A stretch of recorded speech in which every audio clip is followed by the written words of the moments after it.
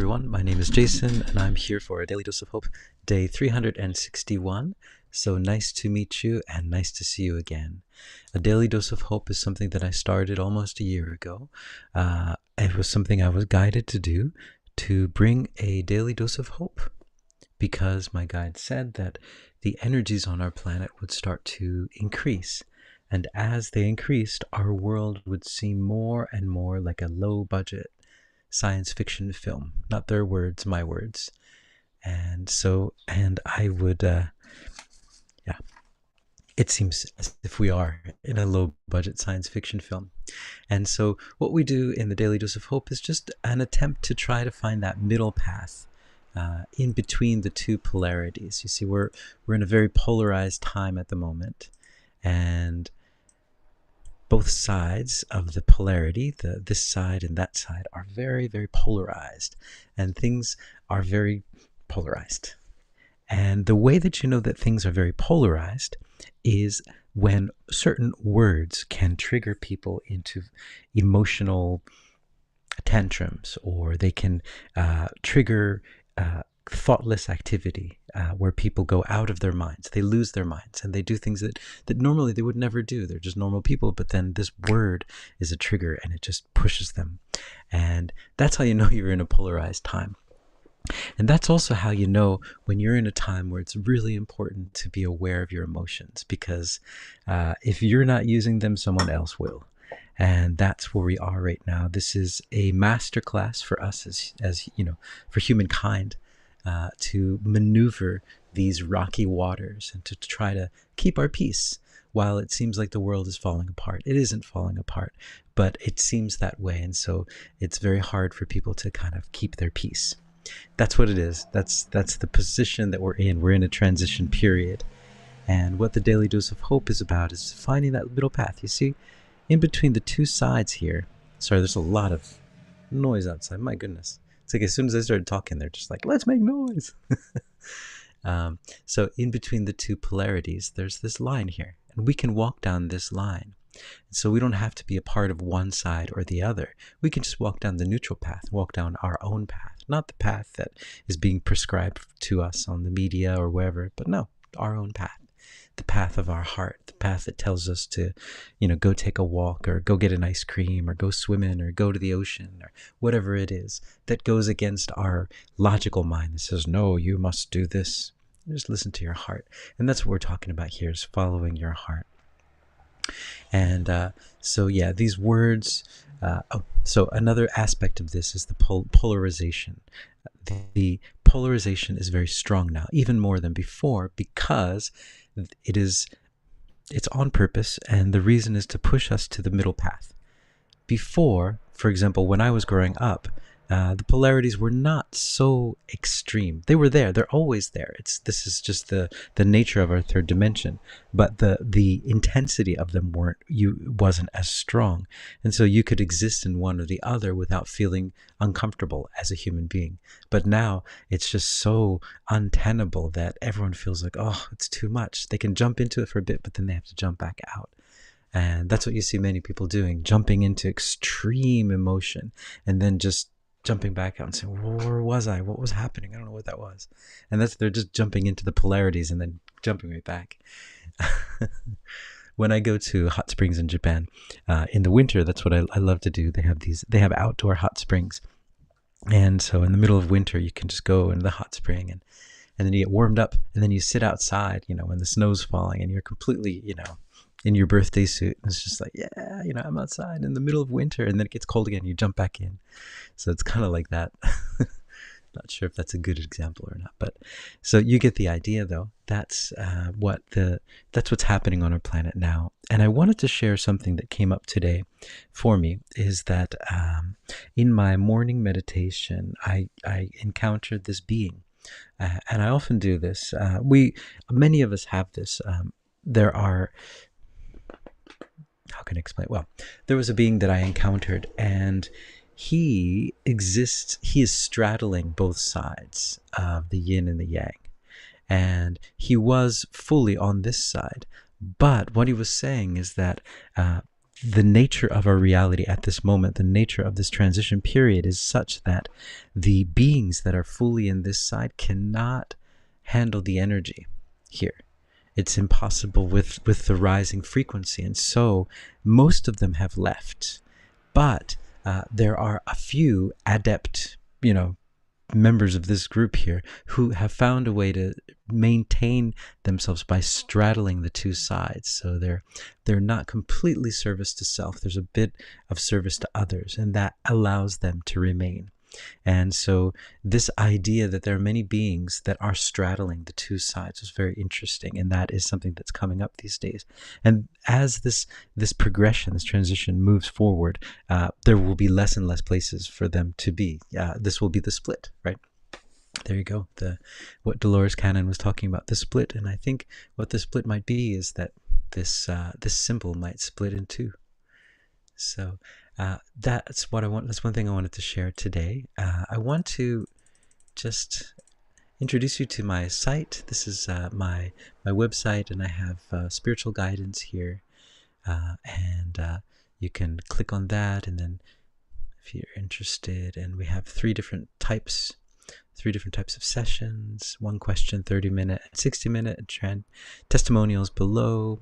I also have a here under offerings, I have a group here. It's called the Lightworker Group, and we get together twice a month, and we have live Q&A channelings. And once you become a member of this, you have access to all of the archive material, over 50 plus hours of archives, and about 30 or so sound baths.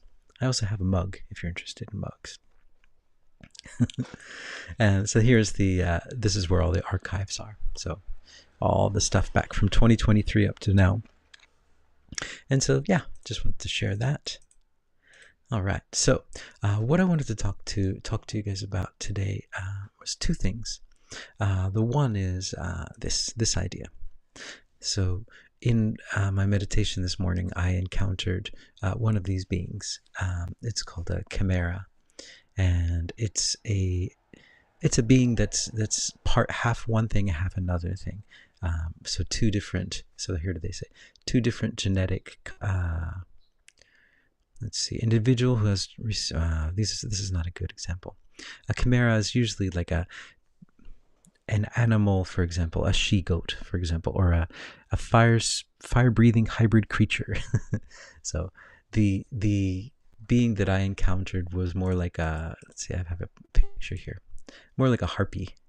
Hold on. Kind of like this. Kind of resembled this. It's a little bit different, and she didn't have wings, and her legs were kind of normal human legs, but the feet were those kind of feet. And yeah, she didn't look so distressed. But so I encountered this being, and in my meditation this morning. And it turns out, she was telling me that she is a chimera, and she's a mixture of two different DNAs, two different species, I guess you'd call it, not even species.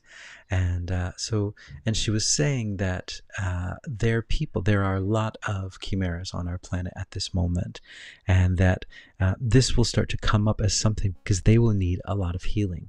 They have been struggling, first of all, struggling with who they are and where they come from, and what it means to be what's the word, self-identity. We think that we have problems with identity politics. Try being a chimera. And so she came through, and she said that this is something that will come up, and that they're going to need a lot of healing, a lot of help, a lot of therapy, because it wasn't by choice that they became like this. That this was something that was imposed on them. And I wanted to share, so I'm not sure if you guys have ever heard much about this idea, but hold on, so chimeras. There's a famous book that I actually was introduced to by the Mind Unveiled YouTube channel, and they did a special about this, and they were talking about The Island of Dr. Moreau by H.G. Wells. So many of you know H.G. Wells, I'm sure, famous science fiction writer. And so this is a story about a doctor, know if I can use that word, beleaguered doctor who escaped. Well, it didn't escape, but he found this island, and he had this research lab, and he was creating chimeras there. And in the end, spoiler alert, they attacked him, and if I can remember correctly, they killed him, I think. But it's made it, yeah, as you can see, a basis for a major motion picture. This is an old one. There's been a lot of movies made out of this, and so yeah, this is in the our consciousness somewhere. This idea, and 1896. So yeah, so this has been around for a while, and there's also talk about.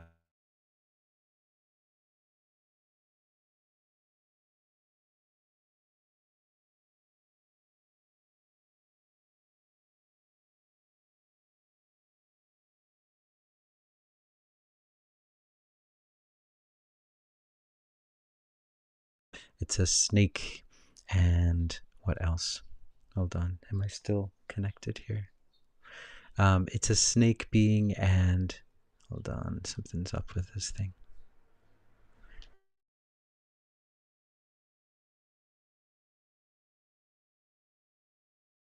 No, but so sculpted by the Etruscans of northern central Italy, head of a lion, tail of a snake, and a goat's head. So it's a chimera. It's a mixture of different things. Okay, so we know in the mythology, and we also know in the books, in the novels and things.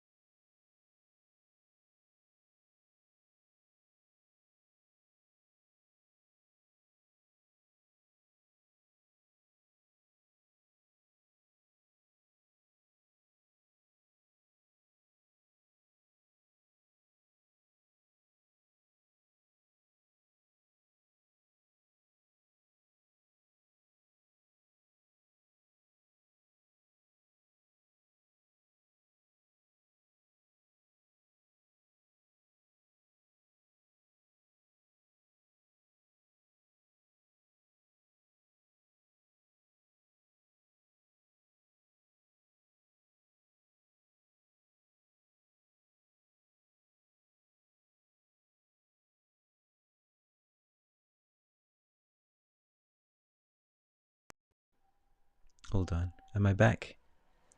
Yeah. Hey, Kathy. I think I'm being kind of cut off here. I'm not sure. But so yeah, so there you go. So they've been studying this, and this is from when? 2022. Okay. International team creates first chimeric human monkey embryos, and this was in 2019. And they created how many? They kept them alive for 20 days, and after this happened, there was a lot of talk about this. This is 2019, and then the COVID thing happened, and then everything kind of closed down. So here we go, research of the human monkey chimera, and so they did it in China, and yeah, and it was successful. But after this, there's like radio silence. We don't know anything that happened. There's nothing. And a lot of people say it was because of that. After 2020, the years of craziness, and then everything else took precedence. But my opinion is that that's not the case, and that this actually was very successful, and they continued doing it. Because as we know, when something is successful, they'll continue to do it.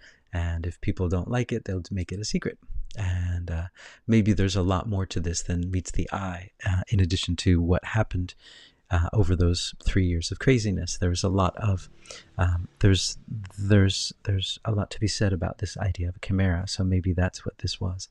I'm not sure, but I wanted to bring this up because now the reason I'm bringing this up is not for fear or anything like that, but just because these chimeras are actual, beings. They're human beings. They have humanness in them, and that they're going to need a lot of help because they've been put through this extremely difficult process, and they came in as a soul into these bodies, and they're going to need a lot of help once that starts to be revealed. And once they come out, I imagine that there is a lot of help for them at the moment as well. But it's going to, once it becomes something that everyone in the world knows about, it's going to be quite shocking, and they're going to need a lot of help. And as you know how polarized everything is, it's going to be very difficult for them. So just something to keep your eye out for, and to keep your heart open for, is something that's why I wanted to share that today. And that's what the woman shared with me today, the chimera woman. And the other thing I wanted to talk about, just going down all the rabbit holes today, is this book by Peter Fleming. Peter Fleming. Maybe you've heard of Ian Fleming. Hold on, I'm trying to close all the windows so I don't crash down. Peter Fleming, here he is. Peter Fleming was a British adventurer, journalist, soldier, travel writer. He was the elder brother of Ian Fleming, creator of James Bond, 007, right? And so 007, right?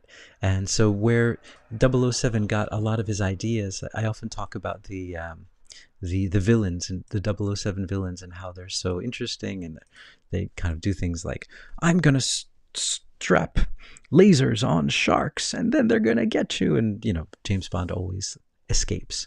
But so a lot of the ideas, supposedly, this is what I'd heard, he got from his older brother on his travels. It says he's a British adventurer, journalist, soldier, travel writer. I think he's also involved in some, he was kind of a 007 type guy, but it's just not spoken about here, as is normally the case. But so he has a book that he wrote, Peter Fleming, and it's called News from Tartary. Hoo-hoo, Tartary? That place doesn't exist. Who are you talking about? That's old wives' tale, this Tartary stuff. That's silly. Tartary is just a name and doesn't mean anything. So anyway, but so the interesting thing for me too, I was reading the book yesterday, and so he started, it's from 1935, his journey. The publication was in 1936, but he went on a trip for 10 months through Xinjiang, or Chinese Turkestan. And so let's see, it's a remote, turbulent province. It reached India across the country from Peking. So it's from Peking or Beijing, you travel westward. Yeah, travel westward to India, and that area was known as Tartary. There are many different areas that were known as Tartary. If you've ever researched this, it comes up on a lot of old maps as well. And but so yeah, I wanted to share that. And what else? This part here. So here he is, 1935, saying what Tartary is. Here you go. Tartary is not strictly a geographic term any more than Christendom is. Tartary is where the Tartars came from to harry Europe and Asia. And there are so many different kinds of Tartars that the name has at one point or another held good for almost all lands outside the Great Wall, from the Caspian to Korea. Oh, interesting. But it has come nowadays to be applied, if it is applied at all, chiefly to Xinjiang, or Chinese Turkestan, and the highlands bordering it, and that is where the journey took us. So my assumption then is that, as you can see, yeah, Tartary was quite a large place, as he is insinuating here, and that it got smaller and smaller, and then it was just that small area of Xinjiang, or however you pronounce it. I don't speak Chinese, but yeah. So here's Xinjiang. And it is, you can see it here. It's on the northern part of China, right up here. And so that was very interesting for me. And I was looking into this and I thought, oh, that's interesting. This is where the Uyghurs are from. If you're not familiar with the Uyghurs, they are what is the official term for them? They are it's an autonomous region, and it's a group of Muslim people that live within China. They are an ethnic group that have lived there for a very, very long time. And if you're not familiar, the Uyghurs have been very, very much, they're having a very difficult time in China because there's a lot of, well, basically, I don't know how to say this nicely, but yeah, the country is trying to get rid of them, basically. And I always wondered why would a country, what do they have so much against? What do they have against these people? Like, what are they? Why are they trying to erase their culture, their language? Like, just let them be. What could be wrong? And then you think, maybe they have some information. Maybe they are a direct connection to a past that they would not like people to know about. And so there you go. And so what's interesting to me is that, so this ancient civilization that existed, maybe these people have the secrets of it. And another interesting part about this is that that tartaria basically thing, it fell right around the same time that America started beginning. And if you are familiar with America, there were the, like, my great grandfather, I think it was, there was the great orphan trains and the Queen's children. So some of my relatives are Queen's children, which means that at that time in England, the Queen would send all of the orphans to America, just send them away, because they didn't have space for them, and I don't understand why there were so many orphans at that moment. Where did they all come from? And then there's the theory that they came from this old civilization that was destroyed, and that these children were coming to America. So it's just my contention, a possibility that America was settled by the members of this past civilization. It's a Tartarian place kind of thing. So anyway, that's just a little bit of conjecture on my part. But what I wanted to share, though, is that this place, what a romantic idea that this is. Even they say it here, Romanized, right? Romanticized. Wow, this place in China, and that if you travel maybe up in the different, Uzbekistan, Turkestan, Indostan, that there's a lot of history there. There's a lot of stuff that's probably still there, a lot of hints that will give you clues as to what was really happening at that time.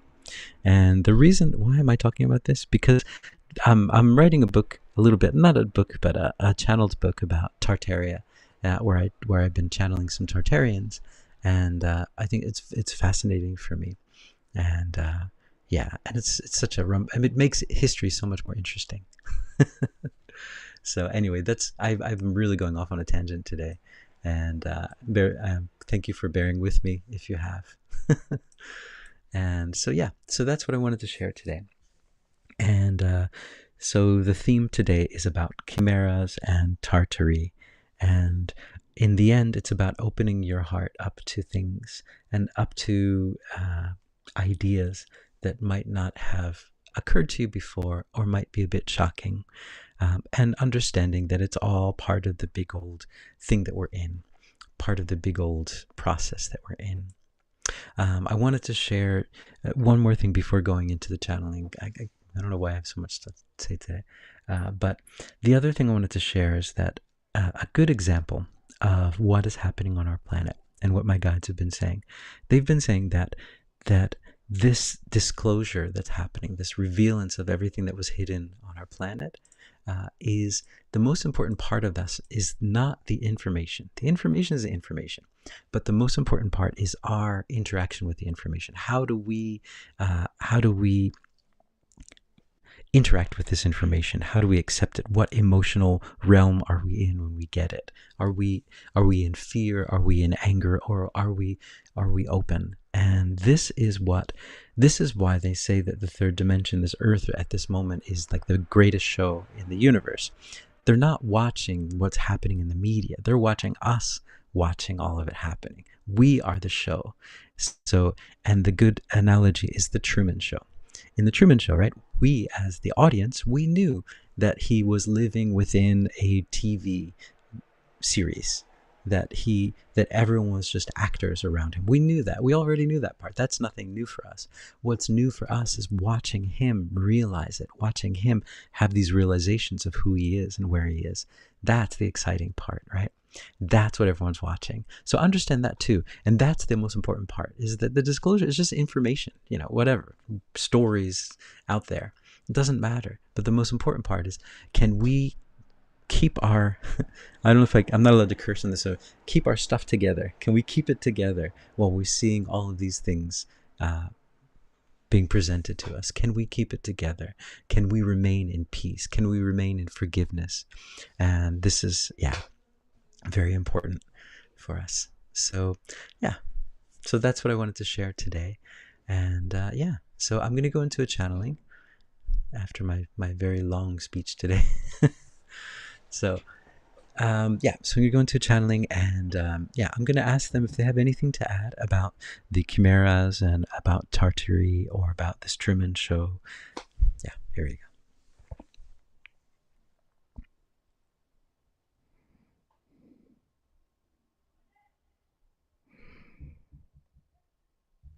Greetings, we are Samuel, and we're back again. To this channeler's chagrin, we are sure, but we are here anyway. Despite his chagrin, understand that your chagrin, your distaste for what you see, for where you are, is a learning tool for all of you, and for this being as well. It is a learning tool for him to understand what he is, where he's coming from, and where he's going. It's very important for all of you to understand your true history, to understand where you come from. And the reason that we would like to say that it's important for you to understand your true history, because that will help you to understand all of the things that have happened so far, and it will help you so that you don't repeat the mistakes that you've been repeating throughout all of these lifetimes. This is the lifetime. This is the time. This time, now, for all of you to look at who you are. Where did you come from? Why are you doing the things that you're doing in your life? Why is it that the same things keep happening to you over and over and over again? Why? Because you're not aware of your history. You're not aware of who you are.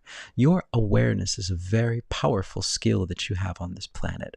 Your awareness is what changes the world. It's not what you do. It's not you going out on the battlefield. No, what changes the world is your awareness.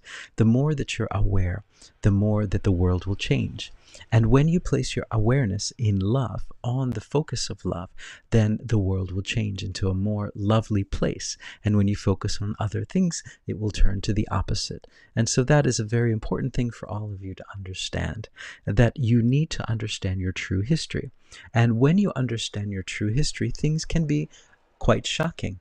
And that is good. It is good to have a bit of a shock every once in a while. It is good to be shocked out of this daze, this sleep that all of you are in your everyday lives. It is very important to be shocked out of that, to understand how important your mission is at this moment, to understand how integral you are to this transition period that your world is going through. Your world is going through a very intense transition period, and all beings on the planet are being affected by it. Not just on this planet, but throughout the universe as well. And so this is a very important thing that you're all going through, and you are integral parts of it. And if you become more aware of your true history and where you came from, you will be able to maneuver this territory with a more loving heart, rather than jumping back into judgment and fear. You see, as this being said, yes, that is true. This symbol that you have to delineate your world, your third dimension, this yin and yang symbol, is breaking apart. Now, that symbol will remain for those who would like to remain within that world, but the symbol for this planet that you are on at this moment is starting to break away, break into two. And there are, yes, there are many that are straddling, and I am one that is straddling both sides. And there will be a time for a choice point to which place will you go. And you are all being forced into this place where you have to make a choice. Do you choose love or do you choose fear? And many are choosing love. Many are realizing that love is the only way.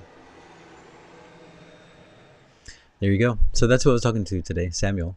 And he came through to my chagrin.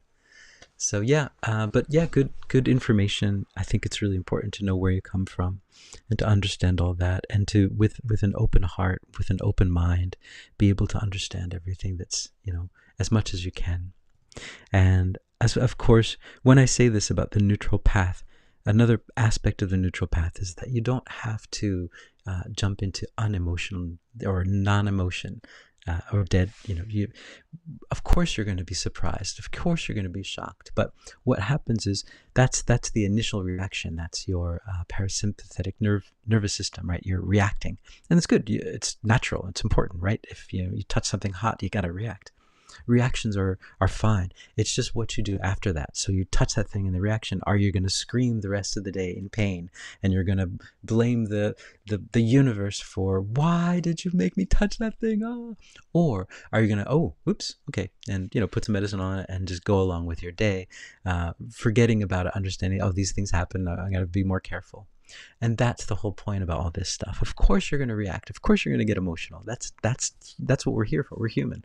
But are we able to kind of then regather ourselves together and understand, oh, okay, I saw that stuff. It really surprised me. It really shocked me. Why did it shock me so much? Oh, it must mean this and this and this. And oh my goodness. And wow, that's quite surprising. This is going to take me a few days and it's going to linger. But we're able to take a step back and understand it all, or do we just jump into, oh my God, this is evil, and yeah, choice is yours, right? Love or fear, as they say. So anyway, hope you guys are hopeful. Hopefully I'll see you all tomorrow. Kathy, thanks for joining in, and everyone else as well. And yeah, go beach. All right, ciao.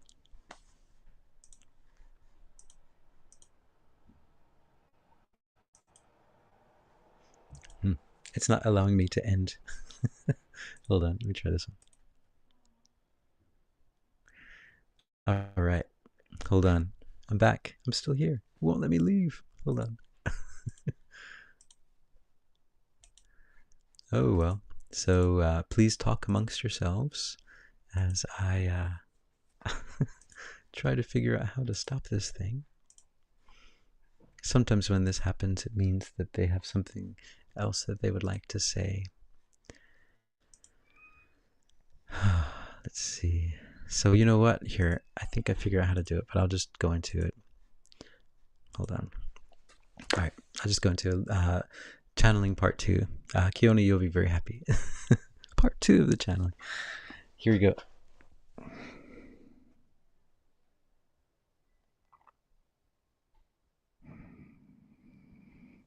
Greetings, we are that one that you know of as Marymagdalene, and we wanted to come through to put a bit of balm on the wounds, on all of the sores, and all of the pain that you're all experiencing through your lives at this moment.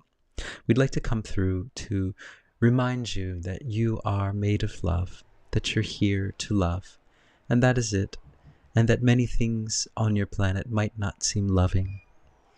And you are being able to see those non-loving things in order to observe them and understand that that's not what you want. It's important for you to see your world and to see what it's made of. And we understand that it can be jolting. It can be quite an experience for all of you. But what we would like you to know is that you're always at home. You are always in love. And so all of these experiences and all of these things that you're seeing that can rattle your cage and can make you feel very small, we'd like you to understand that these are not real in the sense that things are real. The only reality is love. And that you're not really here. You are projecting your consciousness into this realm. But you are experiencing all of these things through this projection of your reality. But what we'd like you to understand is that you can never be harmed because you're made of pure love, and pure love cannot be harmed. It is in its nature pure love, and it is the stuff that the universe is made out of. It is the only stuff. It is the only reality. And so understand that is what you are, and you are always and utterly complete and whole. All right, so all right, guys. So let's see if it works now. Hold on.